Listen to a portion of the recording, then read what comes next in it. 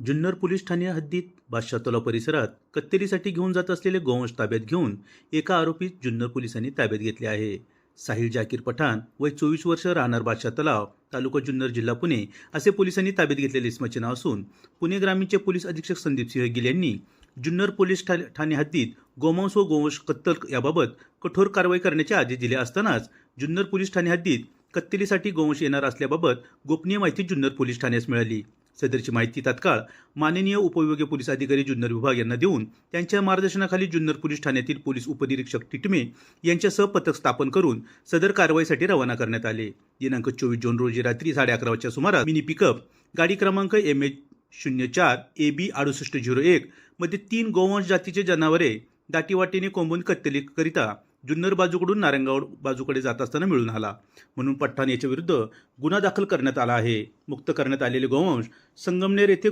गोशाळेत जमा करण्यात आले असून सदर अटक आरोपी हा अभिलेखावरील गुन्हेगार असून अटक आरोपीवर यापूर्वी सुद्धा अशाच प्रकारे 2 गुन्ह्यांची नोंद आहे. सदरची कारवाई पुणे ग्रामीणचे अप्पर पोलीस अधीक्षक शुभम कुमार, उपविभागीय पोलीस अधिकारी धनंजय पाटील, जुन्नरचे प्रभारी अधिकारी पोलीस निरीक्षक दत्तात्रय गुंड, सहाय्यक पोलीस निरीक्षक More, police sub inspector Titme, police हवालदार महेश लांडगे, पोलीस शिपाई कैलास केंद्रे, दीपक वनवे, विशाल चौधरी, श्रीराम शिंदे, अमोल सातपुते,